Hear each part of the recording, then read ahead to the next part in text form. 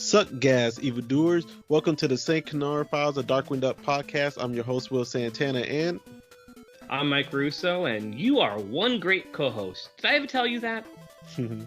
What up, Mike? Hey, what's going on, Will? How you doing? I'm doing all right, man. Just getting ready. I'm about to go out of town, and then I have several cons coming up, so I'm about to be broke for quite a while. You know how those cons will get you for your money, you know, autographs and stuff that the vendors are selling, you know. Right. Which cons are these? I'm going to one called Ranger Stop, and I know nothing about Power Rangers, but there's going to be quite a bit of My Hero Academia voice actors there. And for those who are on our Darkwing chat, they know I've been recently watching it and gotten into it. So I'll be going there, and then I'll be going to Dragon Con, and I'm mainly going to Dragon Con for Raw Paulson. And my buddy Joe's going for all the voice actors of Animaniacs. He loves that show, so he's going to get their autographs. And then both voice actors of Taz from Space Jam will be there as well, which is Jim Cummings and what's the other guy's name? Fred something. Yeah, Fred, long last name. I don't know how to pronounce that. Yeah, me either. I'm not even going to try to do it. So we'll be going there, and then we're going to Lexington, where it looks like there's going to be a small Darkwing reunion with Katie Lee, Terry McGovern, and Jim Cummings. Nice. Yeah, and also a Goofy movie reunion. We got Jim, Jason Marsden, and Bill Farmer. Nice. Yes, and Lexington will also have some of the My Hero Academia voice actors, quite a bit of 80s and 90s wrestlers if you're into that. The Cobra Kai cast. It's a bunch, man. There's a bunch going on. Also, Mike, man, this weekend, I was lucky enough to get Aaron Sparrow's autograph without even knowing I was getting it. How'd that happen? I got a friend named Damien. We call him Chooch. I play with him on the PlayStation. I've known him for years, man, probably since like the Call of Duty 4 days on the PlayStation 3. So that's how far I go back with Chooch. He follows me on social media as well. And he knows I'm a big Darkwing Duck guy. And he said he happened to go to a convention out in Austin, Texas. I think he said it's called Bell something Con, Bell Tone. I forgot, Bell City, something like that, Mike. And he said he just saw a booth and it was like Darkwing Duck everywhere. So he went up and spoke to him, and it happened to be Aaron Sparrow, Small World. And he was like, well, hey, I got a buddy who happens to be a big Darkwing Duck fan. You mind if I get your autograph for him? And he got it. Nice. And then when he called me, I said, I know who Aaron Sparrow is. I did a video chat with him on a virtual panel before. Very cool. Yeah, very cool. And then he said he was going to go up to talk to Aaron today. He hasn't reached back to me yet, but he's going to mail everything on Monday. So I should be getting Aaron Sparrow's autograph pretty soon. Fantastic. Look how that goes. Anything new with you? Not really, just busy at work. Really, just things are crazy, but okay. No convention Darkwing Duck news to speak about. So you know, things are all right though. I have no stories, no interesting anecdotes for this episode, but I'm fine. Do you want to get started with this episode? Oh, we can, but Mike, I want to ask you one more question before we get into it. Oh, sure. Mike, have you added anything new to your collection? And I'm not just talking Darkwing, because your Godzilla collection thing is ridiculous, and you haven't updated me in a while about it, man. Oh, I got a couple of new Godzilla toys this weekend. I actually have really kind of been on a hiatus with that hobby, because that hobby gets incredibly expensive, and I have no room for any of this stuff anymore. But I did treat myself to a couple of new things. I bought figures of 2 Godzilla characters from the movie Godzilla vs. Megalon. Mystery Science Theater fans might know that film. If you're a Godzilla fan, you definitely know Godzilla vs. Megalon. I got figures of the characters Jet Jaguar and Megalon. So that was a big highlight of my week, really, because it was the first time in years I bought something new Godzilla. So that was nice. Otherwise, I haven't really bought myself much lately, apart from the occasional DVD or Blu-ray. But thanks to streaming, that doesn't happen much at all anymore either. I haven't bought a I haven't bought a Disney Blu-ray in like almost 2 years. I haven't needed to. I just don't really buy Blu-rays anymore. I collect steelbooks. I always have, so I still kind of buy steelbooks here and there. But I'm at the point where I only buy steelbooks if it's something like I'm a hardcore fan of, or the artwork on the steelbook is just so amazing. I have to get it, Yeah, lately the only DVDs, Blu-rays I've really been buying have been the Godzilla stuff. Like obviously the Criterion set from a couple of years ago, and there's a company putting out steelbooks of the Ultraman TV show. I've been buying those as well, and I got a really nice 4K version of the original King Kong versus Godzilla straight from Japan a couple of months ago too. Yeah, they're finally remastering the original Godzilla films in 4K in Japan, and King Kong versus Godzilla came out in 4K back in May finally, so I got a hold of that. Looks really nice. Well, last question, Mike. Last question before we get into this episode. We're doing okay on time. We're doing really good on time right now. Do you collect anything for the Muppets? Because you post a lot of Muppet / Jim Henson stuff, I used to collect more Muppet stuff. I have a lot of Muppet dolls in storage. I have a lot of the action figures. I have like a bunch of those. I'd love to display those someday. But these days, if I collect anything with the Muppets, it's usually just books. Okay. I like buying books that were written in Jim Henson's lifetime or books about Jim Henson. I mean, I have his biography. I have a whole bunch of books based on him. I have Sesame Street retrospectives. So I enjoy buying Muppet books. I have a lot of those. Okay. But not too much. Not like a lot of Muppet toys and dolls and stuff anymore. I have a bunch of those, but I haven't bought anything recently. Okay. All right. Well, everybody apologize for the little deflect. Just wanted to do a little pre-talk. So, Mike, let's get into some terror that flaps in the night now, man. What episode are we doing today? We're talking about the episode with what I think is the worst title of all Darkwing Duck. It's called Mutantcy on the Bouncy. Wow. Kind of a tongue twister there, ain't it? Yeah, that is a really big tongue twister. That title is based on, and we're not going to go into history. We're not going to take time to talk about this, but it was Mutiny on the Bounty. That was an actual historical event that happened in the 1700s, and that became a novel in the 1930s. There have been movies based on that, a Mutiny on the Bounty. So that's where the title comes from, Mutancy on the Bouncy. Okay. That's an awful title. All right, and what's our production and air date order? This one aired Saturday, November 14th, 1992. We only have 3 more left after this. And it was 87th by production number. Ooh, 87. Yep. It's way back. Yeah, we're almost done. Okay, and who's our story editor? Doug Langdale. He has a couple more left. It's nice to see him still on the show. He's there from the very beginning, so it's nice to have him on. The writer was Michael Muir again. He did only 2 other episodes. He did Bad Luck Duck and Monsters Are Us. I would say out of those 3, this is probably his weakest. It's not a bad one in my opinion. No, but is it as good as Monsters Are Us? Oh, of course not. I didn't say all that now. No, and I don't think it's as good as Bad Luck Duck either. So this is definitely his weakest. It's not terrible. I like Paint Misbehaving less, but I like Fraudcast News more. So this is kind of right in the middle of those 2 episodes for me. Okay. And animation was once again Hanho. Okay. And it's nothing really all that amazing. Did anything stand out to you? Nothing stands out to me, but it's not a bad one though. There is one thing they do, like a running gag, that I'll get to, where in terms of the animation, I like the drawings at least.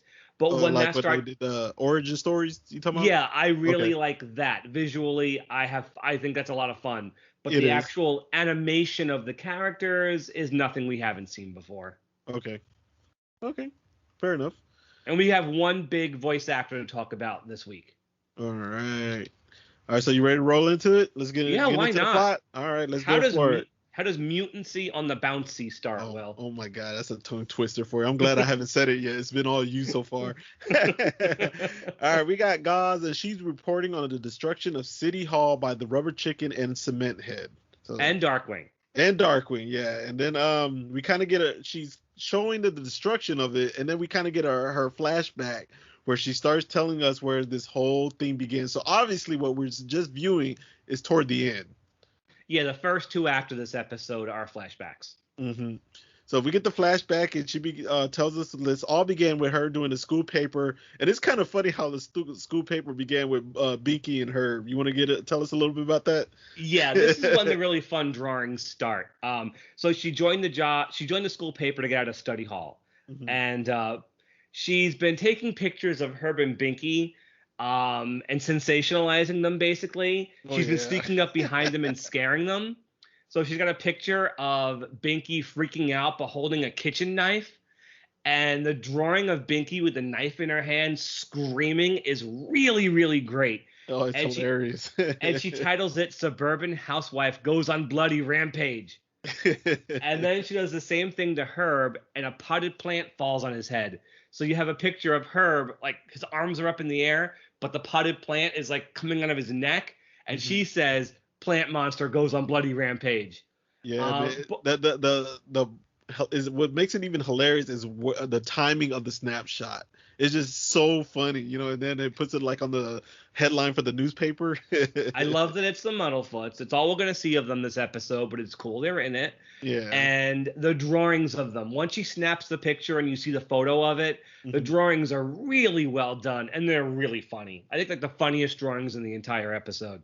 Yeah. And then she tells us what's going on with Darkwing, and he's at a cheese factory. He's at the swine company Cheesa Pet factory. I don't know exactly what a Cheesa Pet is, but do you remember Chia Pet? Yeah, Chia. The pottery that grows. Obviously, that's where this is from, but what they're looking at doesn't look like a Chia Pet. Yeah. But whatever, someone's destroying that factory. Yeah, and Darkwing's trying to investigate it, and they find like a business card or something from the rubber chicken. Yeah, he finds some footprints, he finds a scrap of a red costume, and the most incriminating evidence of all is a calling card for the rubber chicken. Yeah, and Darkwing, he starts brainstorming where can he find this rubber chicken and everything, but Launchpad knows exactly where he's at. Yeah, so I'm going to apologize for last week. I'm going to apologize a couple of times, because when I said that was the last hamburger hippo, I was wrong. This is the last hamburger hippo.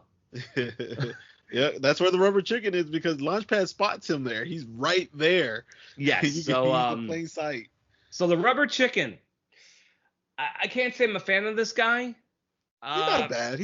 He's all right. He's voiced by voice acting legend, who I'm shocked has not been on the show yet.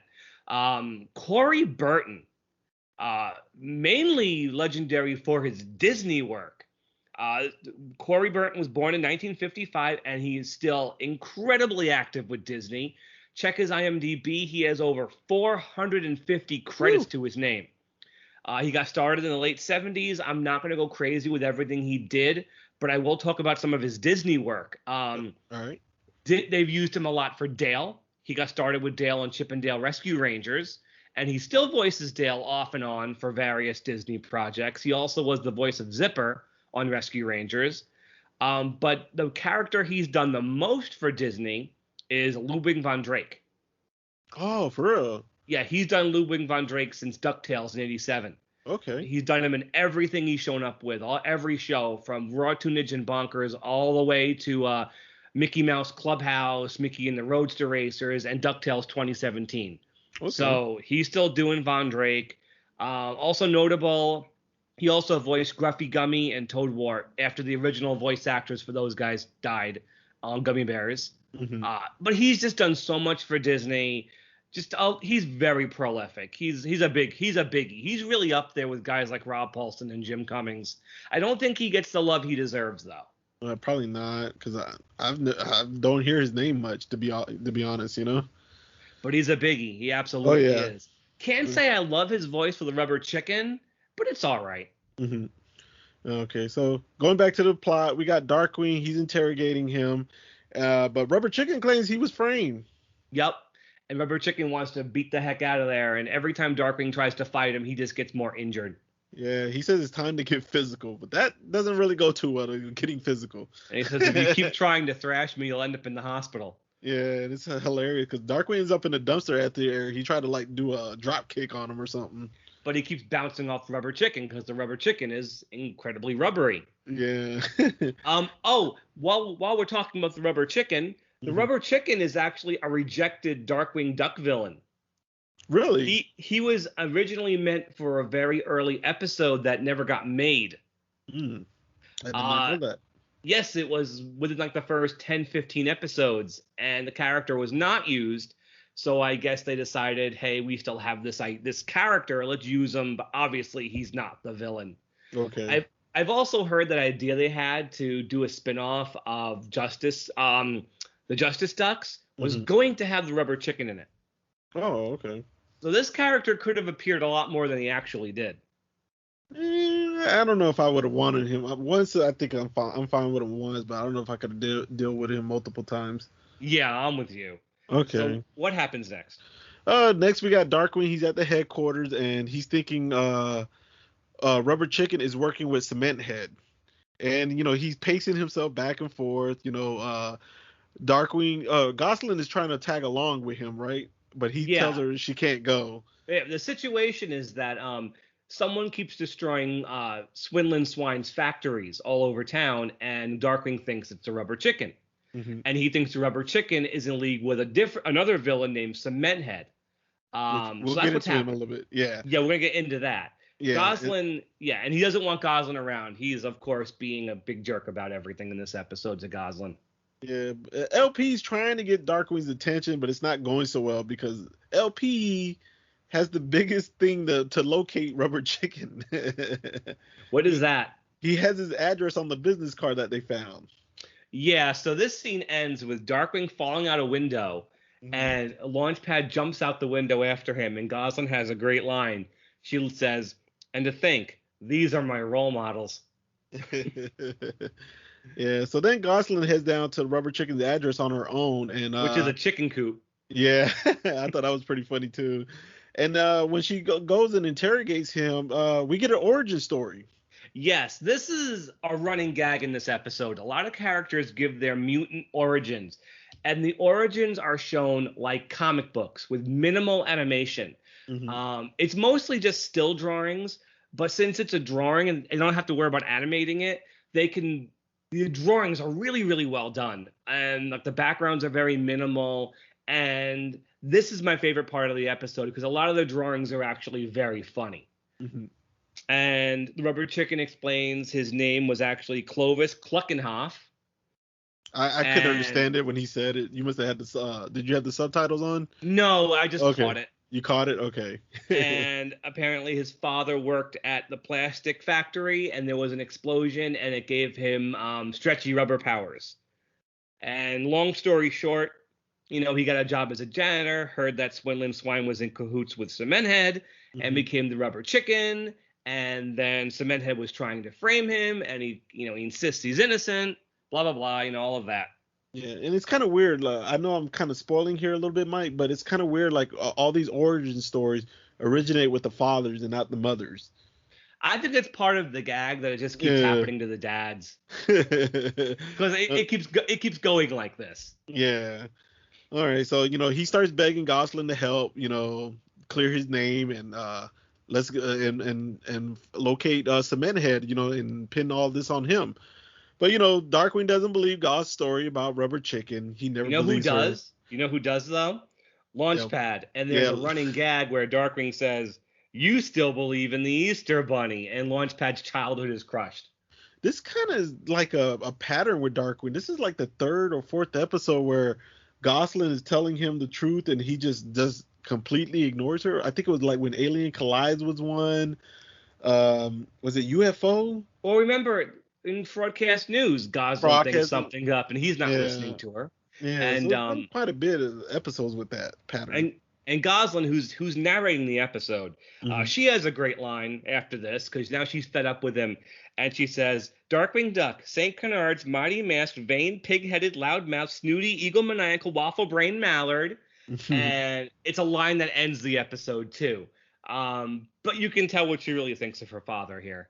Oh yeah, so she's trying to tell him to at least question Swindling Swine.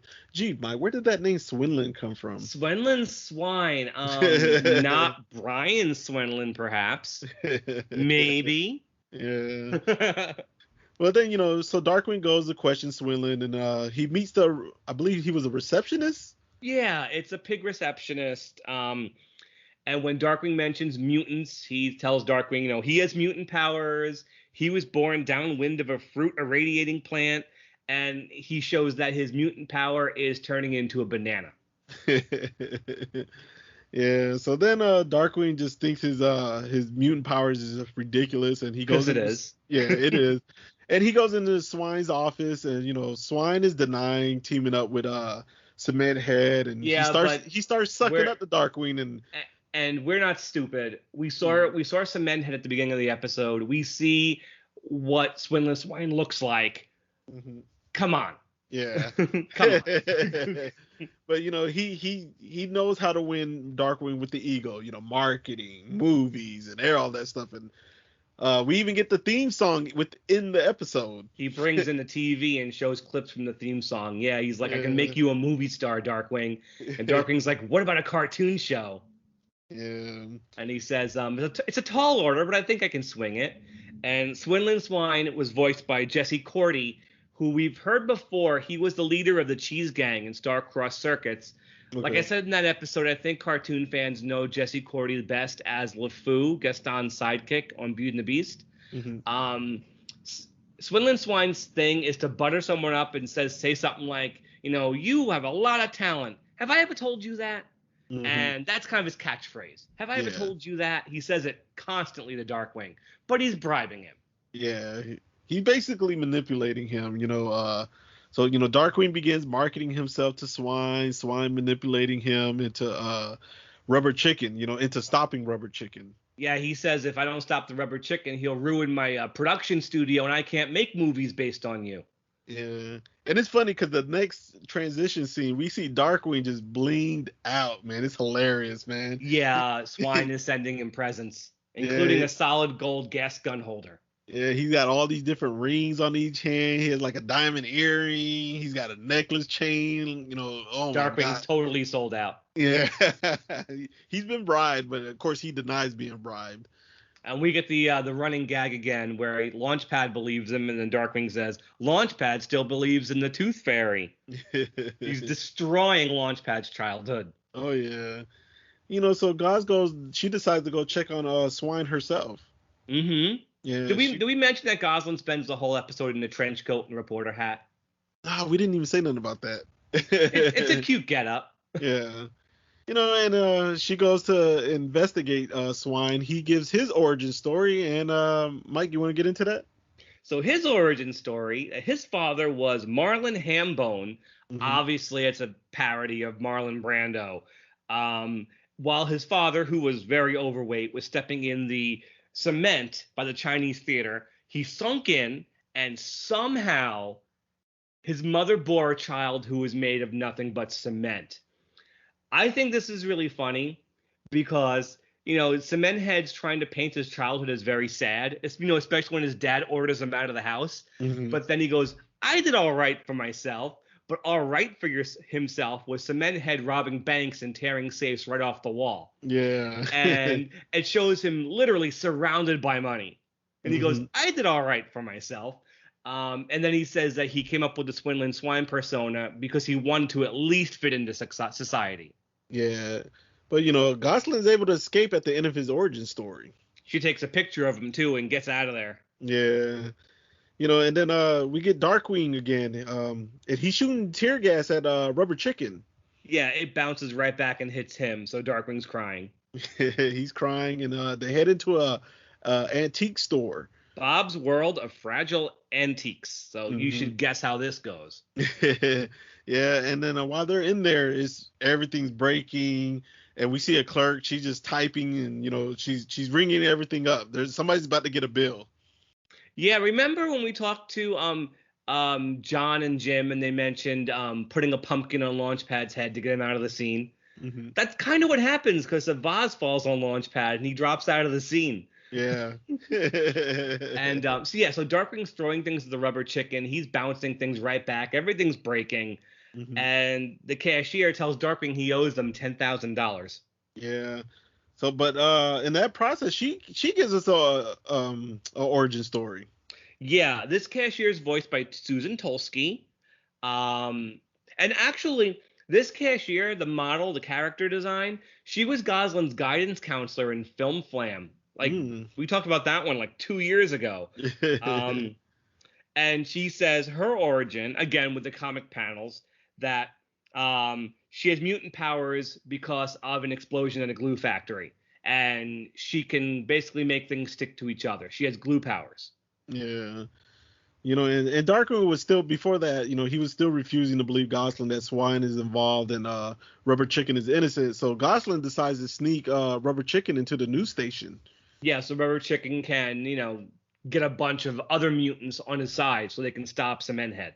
Yeah, but we get your buddy Tom Lockjaw again. Yeah, and I will admit I was wrong. I thought Tom Lockjaw wasn't coming back. He's in this one, but maybe I forgot he was in this one because this is not Scott Bullock. Oh, not at all. You could clearly tell it's not Scott Bullock. And then he's not even the main news reporter on this one. No, a woman named Daphne Duckbill, who is voiced by Kat Susi. And I'm going to apologize one last time, because remember way back when I said it after Kat Susi started voicing Morgana, she would never voice anybody else on Darkwing? Oh, man, you said it a long time ago. Here she is. Funny enough, the model for this character was Gosalyn's principal in Toys R Us. So they're definitely reusing these character designs. So the Rubber Chicken goes up and he gives a statement about, you know, I do like his line here where he's like really nervous. He's like, I'm a mutant, but I'm a good guy. And he says, all mutants come and help. And then Daphne Duckbill says she's a mutant too, because her mother, see, there is a mother. A mother did, she was irradiated by radioactive chicken soup. And now she can display cold symptoms at will. Yep. Yeah, so basically Rubber Chicken just banded all the mutants together. Because you see the other characters watching on TV and like standing up to action. Yeah. And then Darkwing happens to finally trail Rubber Chicken Prince, and it leads him into Swine's office, and then he finally admits Gosalyn was right. Yeah, because Gosalyn narrates and says, you know, Darkwing decided to finally go back to the Cheez-A-Pet factory and follow the footprints. Duh, she says. It takes him all the way back to Cementhead's office. Yeah, and that's when Darkwing realizes Gosalyn was right. Yeah, and then Cementhead says he thinks the world of Darkwing, and he means that literally. He hits him with that snow globe. I mean, not a snow globe, but a regular globe. And knocks him out the window. And they fall in trash cans, and Darkwing has a moment where he's mad that everybody has mutant powers except him. He's like, if I had mutant powers, I would just get a rash or something. Yep. And then Cementhead runs off with his money safe. He just rips it right off the wall. Well, he knows his secret's out, so he's getting out of there with all of his money. Yeah. And then when Rubber Chicken shows up with the mutant squad. Yeah, because Darkwing attempts an entrance. He shows up in the cloud of smoke, does I am the terror, but then Rubber Chicken shows up with his 3 other mutants. Do you remember their names? I don't. It was some Banana something. Banana Boy, Glue Gal, and the Amazing Sneeze Master. Oh my goodness. They could have came up with better than that. Well, I think that's the joke, that it's so stupid, because it is really stupid, but I'm pretty sure that's intentional. Yeah, but then Darkwing gets backhanded into the building by Cementhead. He gets hit hard. No, I skipped something. The mutant squad, they try to go after Cementhead first. They get tangled up in each other, get tied around a tree, and the Banana Boy's banana pops out. Yeah, they sucked. They were Darkwing's like, yeah, he's like, as I was saying, and he tries the entrance again, and then he's backhanded into the wall. Yeah. Yeah, they were awful. They were a terrible mutant squad. That was never gonna work, Mike. So now we're where we were when the episode started. Yeah, we're in front of the city hall, and Darkwing and Rubber Chicken, they're not doing too well. No, but then the Rubber Chicken's like, this is like David and Goliath, only we don't have a sling, and that's when Darkwing gets an idea. Yeah, he decides to turn Rubber Chicken into a slingshot. Right. So he has Cement chase him across, I want to say a couple blocks and up in the building, you know, going up the steps and stuff. And then Right up to the Darkwing's roof. he's waiting for him on the rooftop, and boom, he's going down everywhere, and he gets slingshotted all the way out into the sky. Yep, and he's gone. He gets good trajectory on that one. Mm-hmm. And so the episode ends. Darkwing, kind of a backhanded compliment that he's like, "You did pretty good for a mutant." And that's when Rubber Chicken turns to him and says, "You did pretty good for a vain, pig-headed, loudmouth, snooty, egomaniacal, waffle-brained," and he screams at him, and Darkwing goes, "Hey, hey, hey, I am not vain." And the episode ends. Yeah. Which, I don't know, kind of a cute callback to Gosalyn's part, but a really fast ending. Mm-hmm. And it's all, that's this one. We finished this one quick, didn't we? Yeah. So Mike, man, so far, it seems like you kind of flip-flopped a little bit on season 2. Like, you're starting to think it's not as bad as you remembered it. That has a lot to do with how my feelings changed for hot spells. Okay.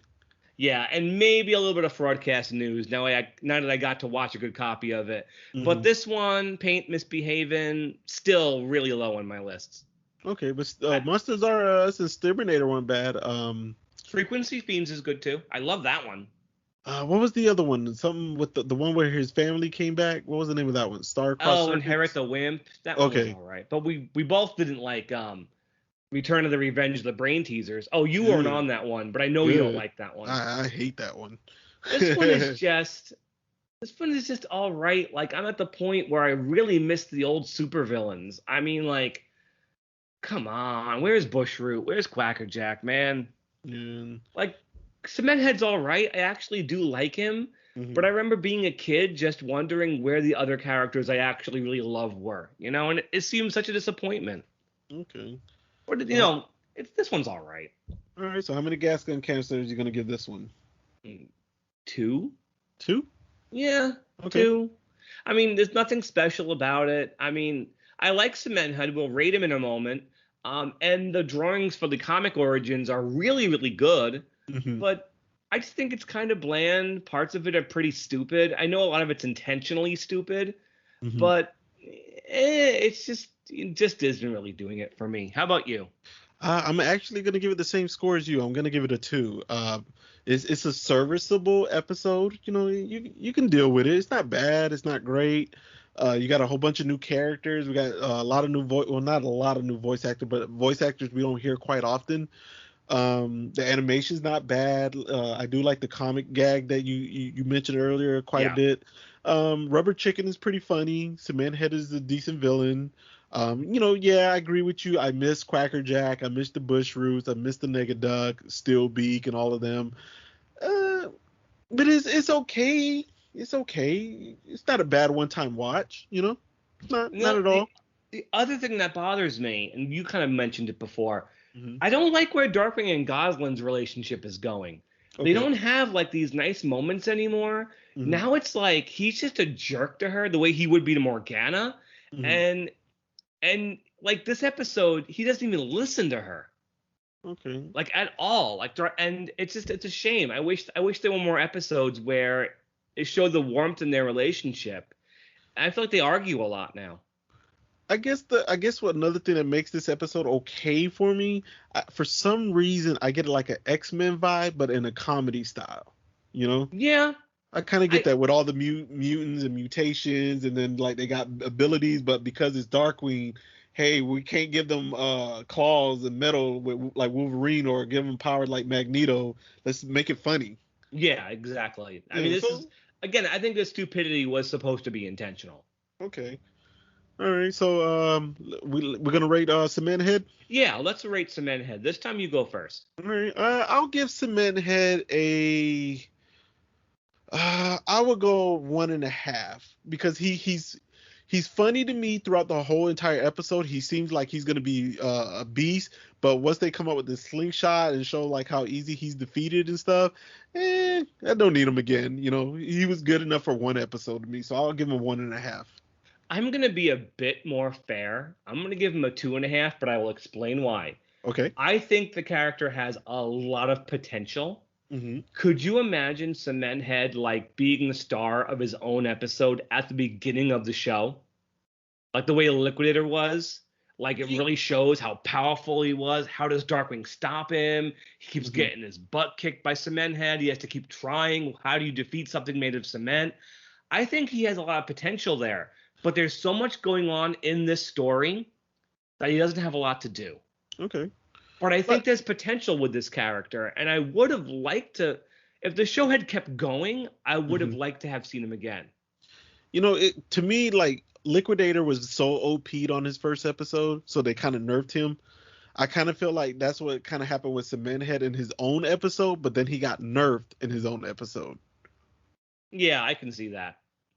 So, I mean, that's just my opinion. I don't think he's a bad character, but I wouldn't be crazy about seeing him again. I'm fine with just one episode. He's serviceable in that one episode to me. They did bring him back in the Joe Books comics. Very briefly, but he was there. Okay. Yeah, he's all right, though. All right. So that's Mutancy on the Bouncy. Yay. I have not made you say that. Yeah, I'm gonna not say it either. That's all right by me. All right, so Mike, what episode we got next, man? An episode with a much easier title. Clash Reunion. This is a biggie. This is a favorite. Okay. But we might not do that episode next week.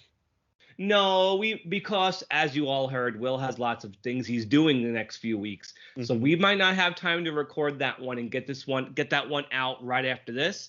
So we may have a few more bonus episodes. But hey, we only have 3 more episodes of Darkwing to go. So the longer we do bonuses, the more content you guys have. Okay. But when we do get to another episode, it's going to be Clash Reunion, our last Megavolt show. That's a shame. Oh man, we're losing all the villains. And we're gonna have a guest co-host in that episode as well. Okay. So look forward to that. Maybe not next week. Maybe the week after that. We'll see what happens. All right. So Mike, for the people tuning in for the first time, where can they find us? We are on all podcast apps: Stitcher, Spotify, Google, iTunes, iHeartRadio, Pandora, Pocket Cast Radio Public, or you can just listen to us on YouTube. Do you have any shout outs? Yeah, I got a few. I'm going to give a shout out to Courtney Baldwin. She's been doing these pretty cool, what I guess patches? Is that what we want to call them? I think they were like embroidery. Okay, embroidery? Okay. Yeah. Or was it cross stitch? I'm not sure, but they're really cool. Yeah. And then I also want to give a shout out to Zach Mazer. Sorry, Zach, if I screwed up your name, but he's very active in our Facebook group, and he comments quite a bit. You know, he talks about the DVDs and stuff. Also, we want to give a shout out to Justin Smith. I know Justin didn't. He's been posting a lot of the episodes of Darkwing, and a lot of the other groups. You know, unfortunately, we didn't allow it in our group because of the copyrights. We didn't want to get in trouble with it. Yeah. But he's been posting it everywhere. So if you guys interested and can't find some of these episodes, Justin actually has some really good copies of them everywhere. So you can holler at Justin about that. And we found out recently that Hot Spells is on Disney Plus. Just not in this country. Yeah, it was I don't know how to pronounce his name, but he said he's in Malaysia, right? Malaysia, yeah. Yeah. And he said he showed a video screenshot of it and everything. Like you can see the title card and everything come in. He showed it. So it's available there. So it's out there. Maybe if we try to convince Disney hard enough, they'll change it. Who knows? Yeah. But at least we know it's out there. It's not banned everywhere, just in this country. Yeah, I think the UK is banned too, ain't it? I wouldn't be surprised. I feel like in non-English speaking countries, it's not banned. Because that was true of all the Bonkers episodes that were banned. They were airing all the time overseas. Okay. They just weren't airing here. Okay. And that's why you have that beautiful copy of Hot Spells, just with a non-English language title. Because the episode aired over there. It wasn't banned like it was here. So, it's out there. It stinks, but it is what it is. All right. Okay, so that wraps up this episode, Mike. And for everybody tuning in, just remember, stay dangerous. Yep, you're all a bunch of great listeners. Did I ever tell you that? Good night, everybody. Good night.